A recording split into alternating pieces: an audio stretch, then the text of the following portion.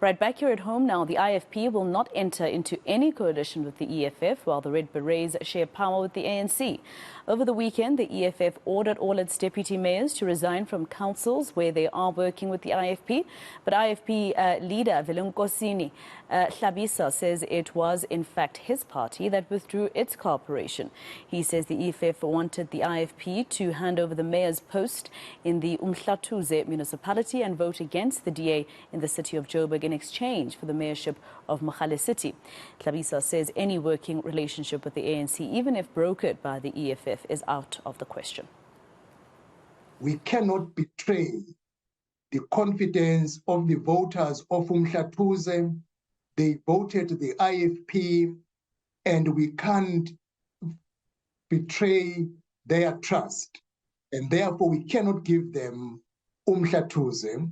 People of Phalatse voted the IFP, not the EFF. Secondly, we said in Mogale City, we do not believe in token mayors because they said at COJ they will look for a small party, as they have done with Al-Jama, who will become the mayor of COJ on behalf of the ANC, and Ekurhuleni, the EFF will look for a mayor on behalf of the EFF from smaller parties.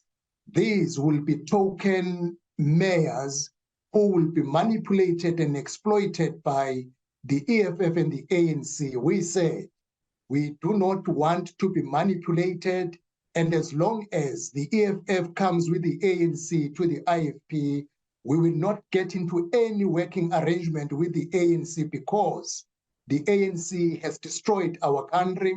I'm talking now, we are back to stage 5 of load shedding, unemployment, crime, the list is endless, which has been the catastrophe brought by ANC to our country, so we can't get into any relationship. Right now, former Joburg Mayor Mpho Phalatse is preparing to take on a task that many say will be more daunting than her previous role. She's preparing to unseat John Steenhuisen as the leader of the Democratic Alliance when they head to their Congress this year. How does she rate her chances of being the face on the ballot papers at next year's general elections? Well, Dr. Phalatse joins us now virtually just to give us more details. Doc, thank you very much for your time here on eNCA. So you reckon you could do a better job than John Steenhuisen? Absolutely, absolutely. We've seen since 2016 that we have more and more coalition governments where we govern. Yes, we may have had a few wins in areas like Midvaal, mostly in the Western Cape and various other areas, but we're seeing the birth of more and more coalition governments across the country. I do feel that the Democratic Alliance needs a different type of leadership to take it forward in this age of coalitions. But I'm also cognizant of the 2024 election around the corner, where we really have a good chance, a window of opportunity to take South Africa forward, with the ANC falling below 50%. All analysts are in agreement that the ANC will not get a 50% in the 2024 election. This poses a huge opportunity for opposition parties to position themselves. The Democratic Alliance, being the largest opposition in the country, has a real chance of leading those partners in the post-2024 era.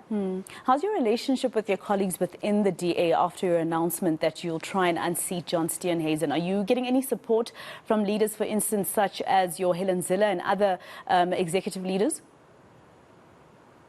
Well, I've not spoken to Helen in the last few days. I will see Helen and John, both of them, tomorrow at a caucus meeting here in Johannesburg. It will be interesting to hear what their remarks will be. But there's been a lot of positive feedback from all provinces across the country since my announcement.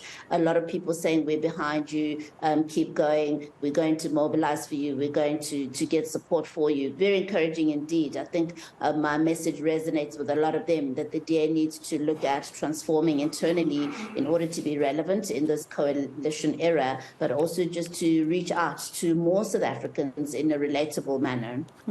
You talk about relevance. I wonder if your decision has anything to do also, Dr. Phalatse, with the way that some South Africans view the Democratic Alliance. You know, we were speaking to reputation expert Soli Moeng, and I don't know if you read his article, and he was talking about how, unfortunately, unfortunate it is that the DA, because it was labelled racist once or twice before, because of our history in South Africa, unfortunately, you cannot peel off that kind of look for the DA. Could this be what is part of the reason why you're deciding that maybe you should go for this position? Absolutely. I campaigned for mayorship of Johannesburg, interacted with a lot of voters in Johannesburg, and over I got the same feedback that, people think that the DA is a white party. It's not true, but that's the perception. It's alive, and it's killing our chances of ever governing with a majority or governing with a significant portion of coalitions going forward. And I don't think that as the Democratic Alliance, we've given much attention to the perception that's grown over the years. I don't think that we've done enough to dispel the notion that we're racist and we only take care of minority interests. The data shows that that's not necessarily true. But I do think that if there's mistrust, it doesn't matter if we're right or wrong, we're not going to be able to attract the numbers that we need to attract to be able to govern. Let's talk about your tenure as Johannesburg mayor. Do you think you did enough to sort of campaign for this position that you want to run for now? As mayor? I was not mayor to... I wasn't mayor to campaign for a position. I was sold out to my job. I was sold out to fixing a broken city. We were in office for 13 months, Masakho, 7 of which we ran on the plans and budgets of our predecessors. We only had 6 months leading up to my ousting last week. In the 6 months where we had our own plans and our own budgets, I can say there's a lot that we've delivered for our residents. Residents are crying for us to come back. There's reason for that, because we've delivered for them. There was greater police visibility with 1,500 new police officers on our streets. We were well on our way to offsetting load shedding. On the morning of my ousting, I just announced a plan to offset 3 stages of load shedding within 6 months, should the funds be available. We had attracted independent power producers to look at medium to long-term solutions to load shedding, and our residents were looking forward to that. And we've given out houses, title deeds, service stands. The list goes on of the things that we've been able to achieve. So yes, given the difficulties that we were faced with, given the broken city that we inherited, the infrastructure backlog, and the various challenges that have to do with the politics of the day, we really did very well under very difficult circumstances. If you, for instance, were not ousted last week, would you have still decided to run for national leader?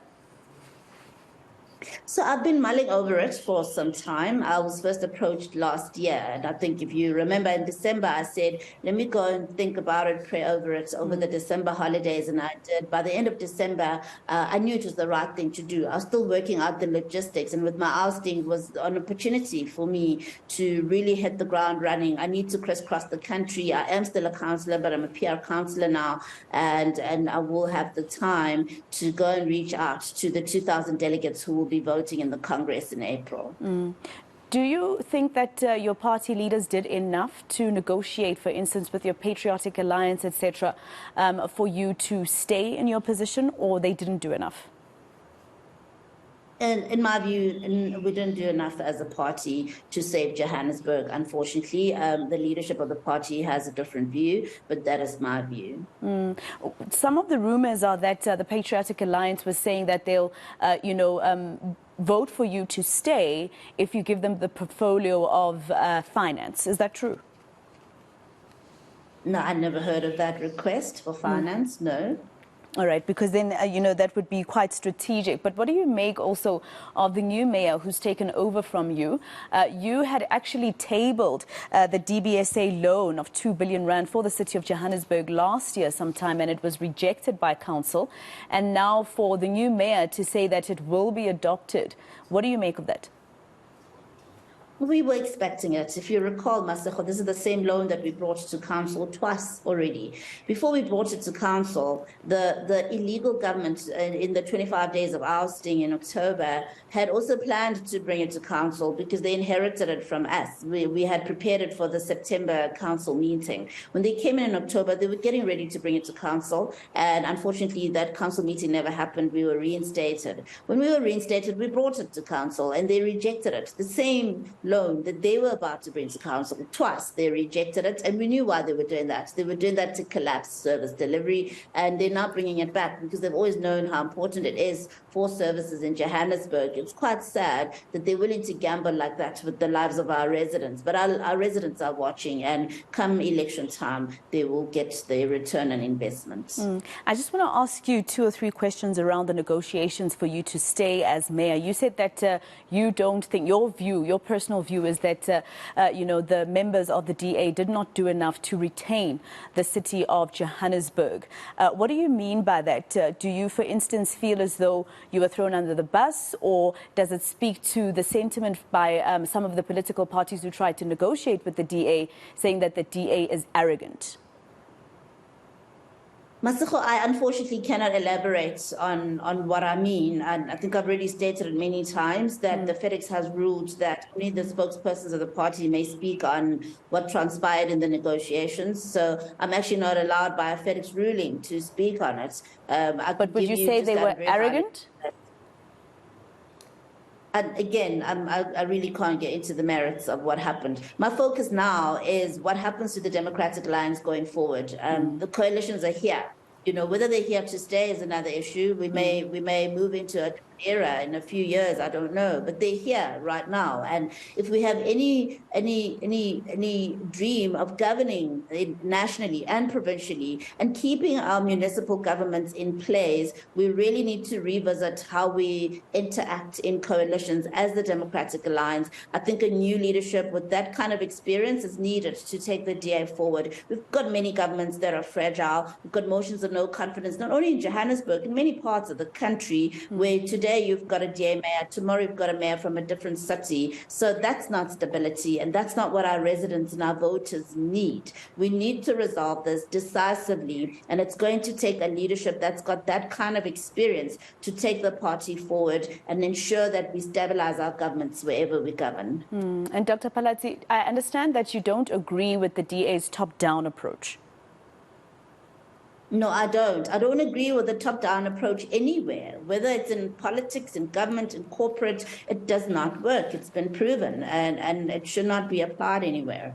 And so I just want to remind you of a conversation that I had with yourself and Herman Mashaba when he, formed the new party Action SA. And I don't know if you'd remember, Dr. Phalatse, you were here in studio, the both of you, and I asked you a couple of questions. And some of it had to do with what your former colleague, Herman Mashaba, had said when he resigned, saying that he couldn't make any decision without having to speak to the top structures, and he didn't understand why.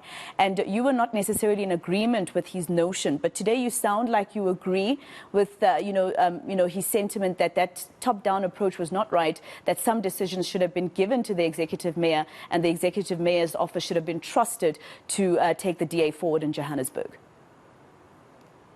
It's a pity. It would have been nice for you to play the clip just for context. But here's what I believe. I don't think that mayors should be left to run amok and make decisions on their own without consulting leadership structures. Not at all.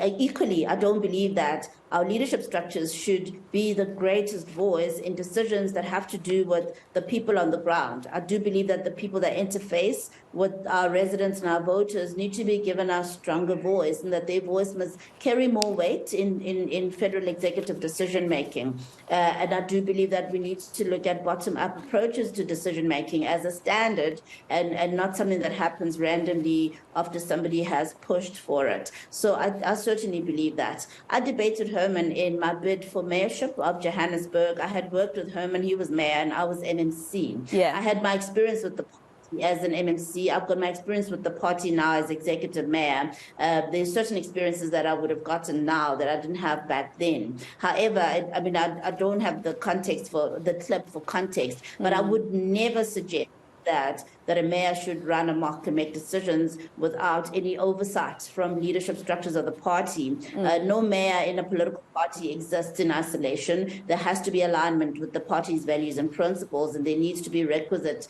oversight mechanisms to ensure that that alignment is in place, and that's still my position today. However, I do believe that a greater voice of the person on the ground needs to be factored into the equation when key decisions are made.